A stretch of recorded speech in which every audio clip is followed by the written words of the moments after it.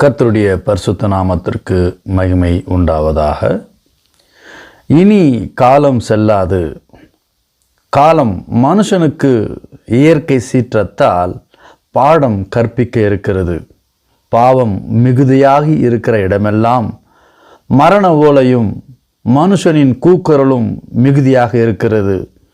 ஆனாலும் தேவனை அறிகிற அறிவு மனுஷனுக்குள் இல்லாதது. தேவனின் ராஜ்யம் அறிய விடாமல் செய்பவன் பொல்லாதவனான விழுந்து போனவனே. எல்லா காலங்களிலும் தேவனை தேடுகிறவர்கள் உண்டு, தேவனை அசட்டை செய்கிறவர்களும் உண்டு, கடவுள் இல்லை என்பவனும் உண்டு. ஆனாலும் தேவனுடைய ராஜ்யம் வரும்பொழுது அவனுடைய கிரியைகளுக்கு ஏற்ற பலன் உண்டு என்று வேதம் நமக்கு கற்பிக்கிறது. நாம் பார்த்து கொண்டிருந்த வேத பாடம் சாமுவேலின் கடந்த பகுதியின் தொடர்ச்சியாக பார்க்க இருக்கின்றோம்.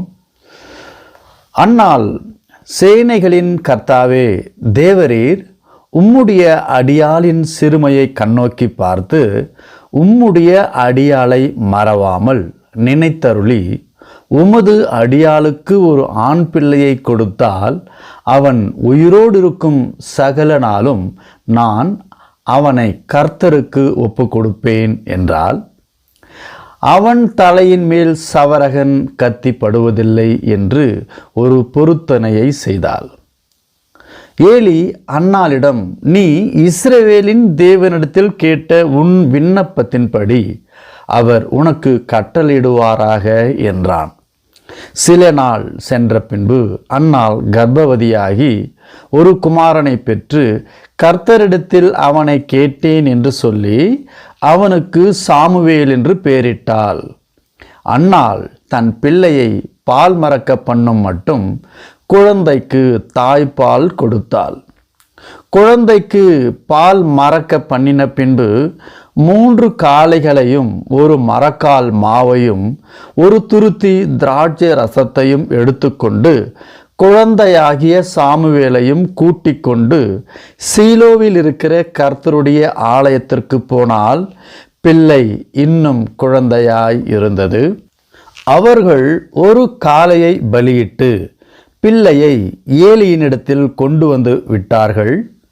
1 சாமுவேல் 2:18. சாமுவேல் என்னும் பிள்ளையாண்டான் சணல் நூல் ஏபோத்தை தரித்தவனாய் கர்த்தருக்கு முன்பாக பணிவிடை செய்தான். சாமுவேலின் தாய் அன்னாள் வருடந்தோறும் செலுத்தும் பலியை செலுத்துவதற்காக தன் புருஷனோடு கூட வருகிற போதெல்லாம் அவனுக்கு ஒரு சின்ன சட்டையை தைத்து கொண்டு வருவாள். ஏலி எல்கானாவையும் அன்னாளையும் ஆசீர்வதித்து, இந்த ஸ்திரீ கர்த்தருக்கென்று தன் மகனை ஒப்பு கொடுத்ததற்கு பதிலாக கர்த்தர் உனக்கு அவளாலே சந்தானம் கட்டளையிடுவாராக என்றான். அப்படியே கர்த்தர் அன்னாளை கடாட்சித்தார். கர்ப்பத்தின் கனிகளால் அன்னாளை ஆசீர்வதித்தார். அவள் கர்ப்பம் தரித்து 3 குமாரனையும் 2 குமாரத்தைகளையும் பெற்றாள். சாமுவேல் என்னும் பிள்ளையாண்டான் கர்த்தருடைய சந்நிதியில் வளர்ந்தான். 1 சாமுவேல் 3ஆம் அதிகாரம். சாமுவேல் என்னும் பிள்ளை ஏலிக்கு முன்பதாக கர்த்தருக்கு பணிவிடை செய்து கொண்டிருந்தான். அந்த நாட்களில் கர்த்தருடைய வசனம் அபூர்வமாய் இருந்தது என்றால் கர்த்தர் மனுஷனிடம் பேசவில்லை என்பதை காண்பிக்கிறது. மட்டுமல்ல, மனுஷர்களுக்கு தரிசனமாக இருந்ததும் இல்லை என்பதை நாம் அறிய வேண்டும். ஒரு நாள் ஏலி தன் வழக்கமாக படுத்துறங்கும் இடத்தில் படுத்து கொண்டிருந்தான். அவன் பார்க்க கூடாதபடிக்கு அவனுடைய கண்கள் இருளடைந்திருந்தது. தேவனுடைய பெட்டி இருக்கிற கர்த்தருடைய ஆலயத்தில் தேவனுடைய விளக்கு அணைந்து போகும் முன்னே சாமுவேல் படுத்து கொண்டிருந்தான். அப்பொழுது கர்த்தர் சாமுவேலை கூப்பிட்டார். அதற்கு அவன், இதோ இருக்கிறேன் என்று சொல்லி ஏலியினிடம் ஓடி, இருக்கிறேன், என்னை கூப்பிட்டீரே என்றான். அதற்கு ஏலி, நான் கூப்பிடவில்லை, திரும்ப போய் படுத்துக்கொள் என்றான். சாமுவேல் போய் படுத்துக்கொண்டான். மறுபடியும் கர்த்தர் சாமுவேலே என்று கூப்பிட்டார். அப்பொழுது சாமுவேல் எழுந்திருந்து ஏலியினிடத்தில் போய், இதோ இருக்கிறேன், என்னை கூப்பிட்டீரே என்றான். அதற்கு அவன், என் மகனே, நான் உன்னை கூப்பிடவில்லை, திரும்ப போய் படுத்துக்கொள் என்றான். சாமுவேல் கர்த்தரை இன்னும் அறியாதிருந்தான். கர்த்தருடைய வார்த்தை அவனுக்கு இன்னும் வெளிப்படவில்லை. கர்த்தர் மறுபடியும் 3ஆம் விசை சாமுவேலே என்று கூப்பிட்டார். சாமுவேல் எழுந்திருந்து ஏலியினிடத்தில் போய், இதோ இருக்கிறேன், என்னை கூப்பிட்டீரே என்றான். அப்பொழுது கர்த்தர் பிள்ளையாண்டானை கூப்பிடுகிறார் என்று ஏலி அறிந்து சாமுவேலை நோக்கி, நீ போய் படுத்துக்கொள், உன்னை கூப்பிட்டால் அப்பொழுது நீ, கர்த்தாவே சொல்லும், அடியேன் கேட்கிறேன் என்று சொல் என்றான். சாமுவேல் போய் தன்னுடைய ஸ்தானத்திலே படுத்துக்கொண்டான். அப்பொழுது கர்த்தர் வந்து நின்று முன்பு போல, சாமுவேலே, சாமுவேலே என்று கூப்பிட்டார். அதற்கு சாமுவேல், சொல்லும், அடியேன் கேட்கிறேன் என்றான். கர்த்தர் சாமுவேலை நோக்கி, இதோ நான் இஸ்ரவேலில் ஒரு காரியத்தை செய்வேன், அதை கேட்கிற ஒவ்வொருவனுடைய 2 காதுகளிலும் அது தொனித்து கொண்டிருக்கும். நான் ஏலியின் குடும்பத்திற்கு விரோதமாக சொன்ன யாவையும் அவன் மேல் அந்நாளிலே வரப்பண்ணுவேன். அதை தொடங்கவும் அதை முடிக்கவும் போகிறேன்.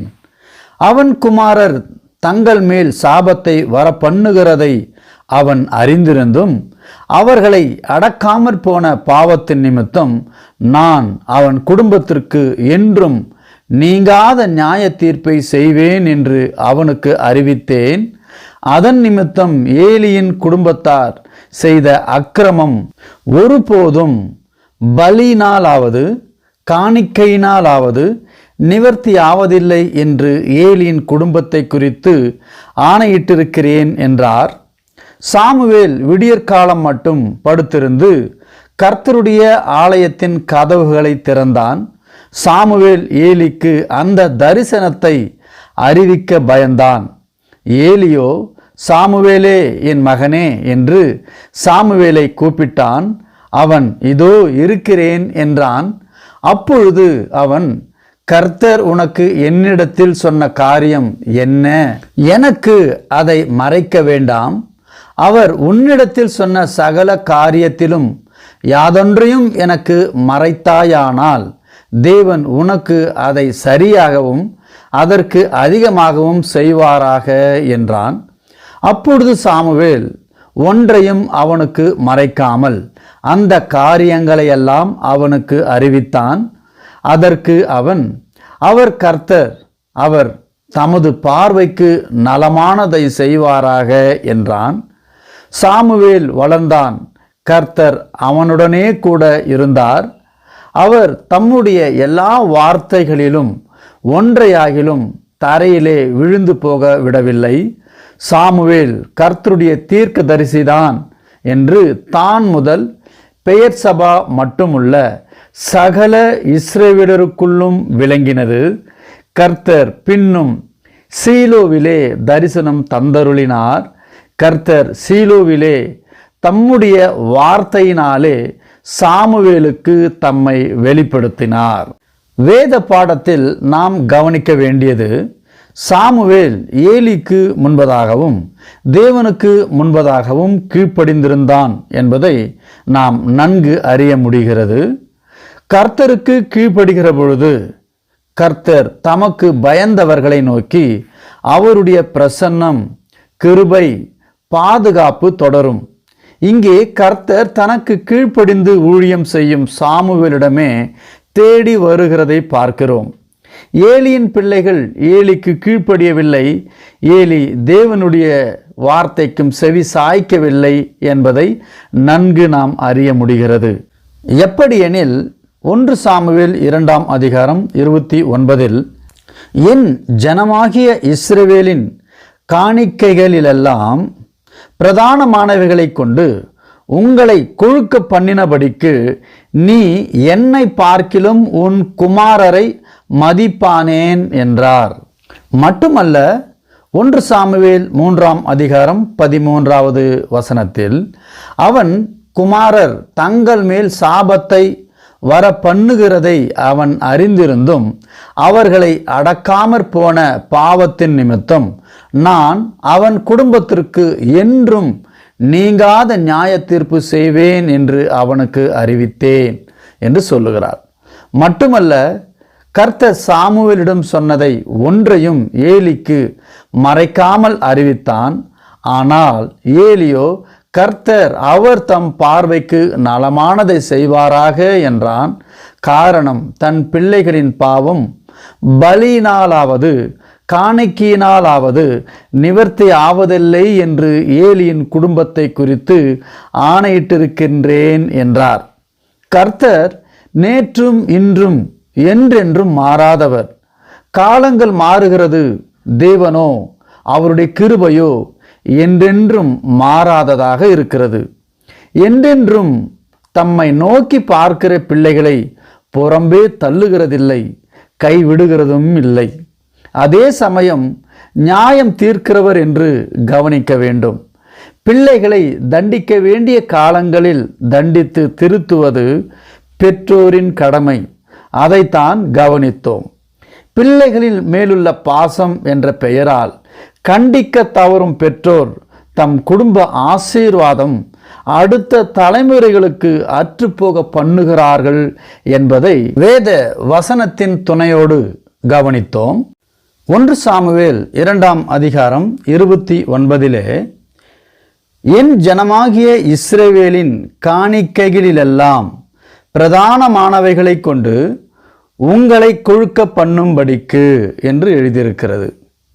இந்த வார்த்தை போதிக்கிற ஊழியக்காரனின் உண்மை ஊழியத்தின் முக்கியத்துவம் சொல்லப்படுகிறது. அப்படி என்றால் ஊழியம் எப்படி இருக்க வேண்டும்?